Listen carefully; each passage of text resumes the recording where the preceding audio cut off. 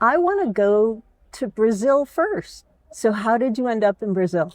Yeah, my wife and I have been going to Brazil for years. So before the children were born, we one of the things when we were courting like 28 years ago, one of our mutual, you're trying to find common ground, and one of them was our love of Brazil. I love Brazilian music and I loved soccer, and so we started. I think the first time we went was 2001. And we just, the kids are born in 2004, 2006, and we go back when they were babies, and we just kept on going back every year. And then I think in about 2008, so Sal was 4, Una was 2. Susie and I, my wife, were talking about having an adventure, going to live there. And I said to the guys in the band, I said, in 4 years' time, I'm taking a year off, and my family, and originally we're going to travel around South America.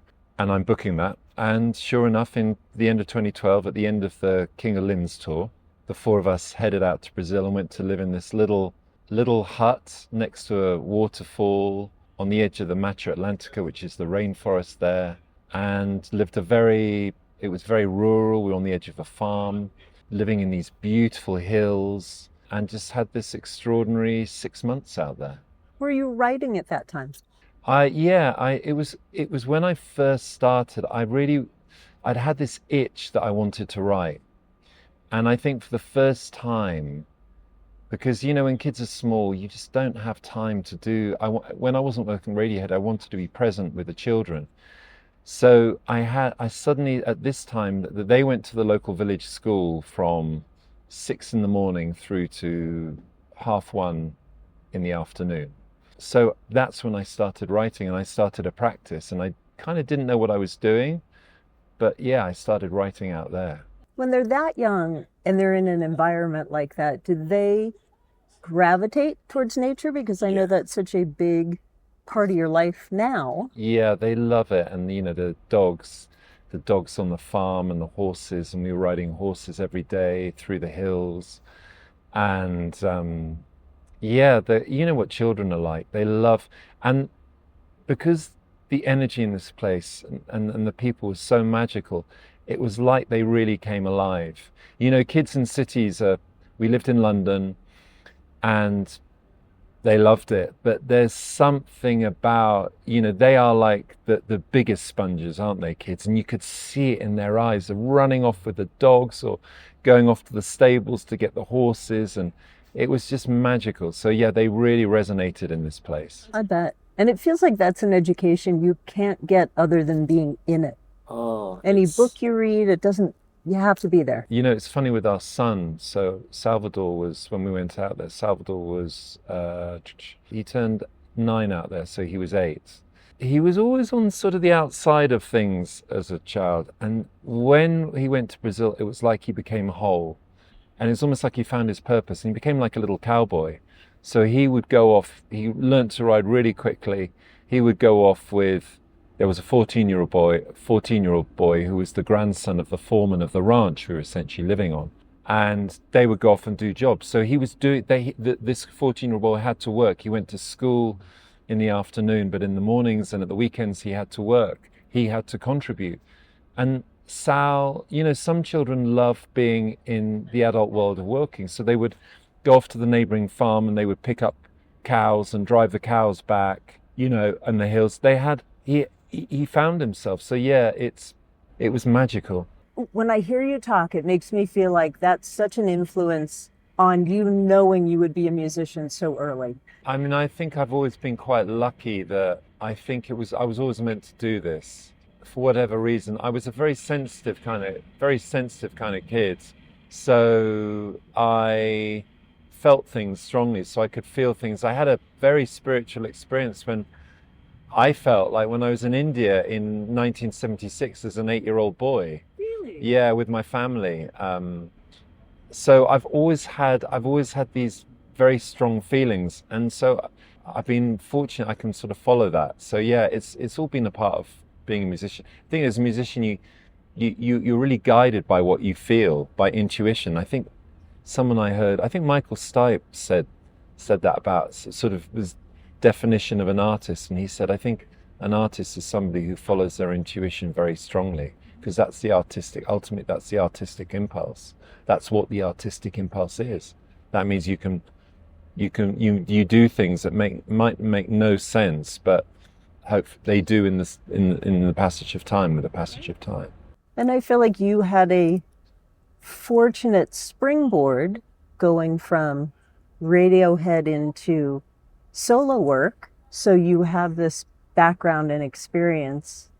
So you released the first album, and it came out right before lockdown? It was right in lockdown. It was the April of 2020. So it's right at the start of it. I know you talked about that was sort of a catharsis. Something came to a head at that point that really changed your perspective. And was it seeing the world as a whole being affected? Was it now work looks totally different? Like, how did that impact, and what was that moment that changed things? I think it's interesting. We all experienced something extraordinary, didn't we?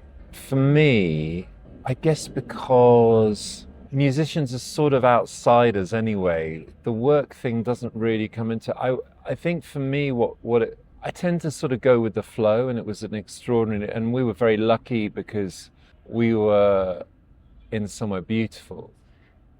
It got tricky in the second lockdown we had in winter, and that's for me when I fell into this sort of dark, deep depression. But that wasn't because of COVID. That was because of I couldn't do anything. I was finally forced to stop, and my body said, it's that Dante line, midway through life I lost my way. And the body was saying, right, you need to, for this next stage of your life, you need to process a whole bunch of stuff. And starting with your childhood, because that's where it all starts. So that was a process. And it wasn't a response to COVID. It was more that COVID stopped me in my tracks completely. And I kept busy like a lot of people do. I kept busy and distracted and running from the ghosts of my childhood and stuff. And finally being forced to stop, those ghosts sort of tapped me on the shoulder and said, right, are you ready to face us and talk to us? And I'm very thankful for that experience. I mean, I know for a lot of people it was absolutely awful, and I feel bad saying that, but COVID was a very, very, and I think for a lot of people, the amount of people who moved out to the countryside, right? It said they'd had enough of the city. So yeah, it was a profound moment of reckoning for lots of us, wasn't it? I think it gave a lot of people a positive spin as well. Yeah, I agree with you totally. That's what I'm saying. How do I'm in this grind, and suddenly your head pops up and you're like, oh, this is out there. Well, it's so interesting, particularly in America. I mean, it's so interesting comparing, Southern Europeans, and Brits are sort of in between. So Southern Europeans, they work to live. And America, because of its, the lack of holidays you get in the way, people seem to live to work. And we're sort of there as well. Brits are very similar. And those moments, they're like a big mirror, and they go, hang on a sec, what's this all about, right? You get to the end and you go, what did I do? Yeah. Isn't that the Willy Loman thing, Death of a Salesman? Isn't that partly in there as well? That's like, what am I doing? Right. Yeah, what am I doing? What does this all mean? What's the point? If you're fortunate, you get to see it earlier, Exactly. Yeah. So during that time, is that when you discovered Wim Hof? Yeah, there was a whole movement, wasn't it? It was like perfect timing, cold water. And I was like, okay, I'm a seeker, so I try lots of different stuff. So I was open to that. Okay, Blue Morpho, The Butterfly, which I'm assuming is the same one that I've seen in Panama, which is that brilliant blue. How did you choose the name? Well, blue morphos are also in Brazil where we are, so that was one of the many beautiful creatures revealed themselves to us, particularly at night. And that song, I mean, music's a funny thing. They sort of come out, and the ones that you connect to, the ones that have some kind of feeling, they've come out, and that was all about our time in Brazil. And I can see it, I can feel it, being in those hills around dusk, that golden hour. The kids are laughing, going off playing, with the dogs are barking, the red earth and the track and the green hills and the blue sky, and it was and that butterfly. And for me it was like, she symbolizes, I mean, it's interesting because I called the album Blue Morpho, and I didn't I didn't make the association. It was only afterwards. It sort of was revealed to me. It's like, oh my God, it's perfect, because I sort of went through that journey that the butterfly does, feeling like a caterpillar, going into the pupal phase, that dark moment, and then emerging with wings. And actually, in ancient Greek, the word for butterfly is psyche, and it's the same word for soul. So they saw the butterfly firstly as very sacred, but also they identified it like the journey of the soul, and that's the journey of the soul, the dark night of the soul, and emerging with wings, having been through that. You know, as Bob Dylan sang, and it's a well-known phrase, the darkest hour is right before the dawn. You know, so yeah, it was always going to be Blue Morpho. How did you get your field recordings? We had a microphone outside, outside, right there, and that bird song was recorded as I lay down the guide acoustic track to try and get an arrangement of sorts. Hadn't got an arrangement, didn't know how it was going to go, and that guitar and that arrangement is as it is now, and with that bird song. So it was a beautiful moment of synchronicity. Because I love the journey through the album itself. You come into Teacher, which to me feels very different. Yeah, it is. And it feels almost abrupt. And I don't mean this in a bad way, but took me out of that really ethereal, I can feel it, and now I'm brought to the forefront. That's really a psilocybin experience that I had. Very profound. Every year, for years now, I've been going into the woods with my friends.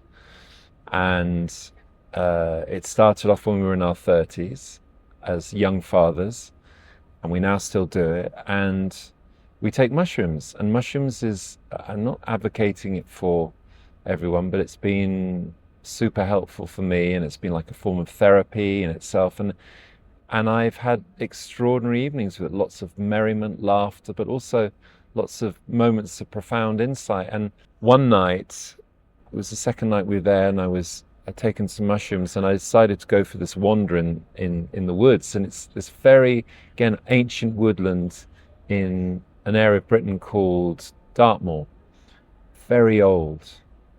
And I just had this extraordinary experience and saw lots of things. And I wanted to create a track that I felt represented the darkness of the night and the fire, the strength of the fire and the trees, but also the colors that accompany this, and the wonder and the sheer beauty and the sort of the psychedelic nature of it. You know, you feel like you're between dimensions, or you're seeing things, or you're seeing. So, yeah, it was. I think it's important, although to have a kind of a multitude of experiences on the record. Solfeggio, to me, it is the soundtrack to outer space. So that's where it puts me. Where did it come from? Well, solfeggio is all the solfeggio frequencies, are these specific frequencies. They're the notes that make up this ancient scale. And this ancient scale, solfeggio, was, again, it was meant to, the music wasn't just, it's where a lot of Gregorian chanting came from originally. This, you hit these specific notes. They're not just pleasant to the ear, they have almost like a cosmic healing perspective. So I asked Paul, I said, we need to do a track, Paul Epworth, where we hit all those notes, and they're all the notes being hit at the same time in this loop. And they did something very, very beautiful and hypnotic. And it's lovely that you say it's cosmic, because I that sounds great. So the final song, Obrigado, thank you in Portuguese, what would you be most thankful for? Oh my God. I mean, to have had a life living on this beautiful planet with the people I've shared this life with, all the good ones and all the challenging ones. There will always be more darkness to navigate, not too far ahead. So when I hear that and I listen to you, I feel like you rediscovered yourself, you come out of that darkness, but that you still feel that thread of it in there. So do you think that's just a part of the condition? Yeah, I do. I think that's part of the condition of life, and I think that's it. And that's also part of the condition of being a human being, and what a privilege to feel. I mean, I think that the nightmare is the flatlining approach, to never feel pain, to never feel love. I think love and pain are part of the journey. They can be deeply uncomfortable at times, but that's okay. That's where we grow. that's part of the deal. That's so great. Thank you so much. I really appreciate the Thanks. time.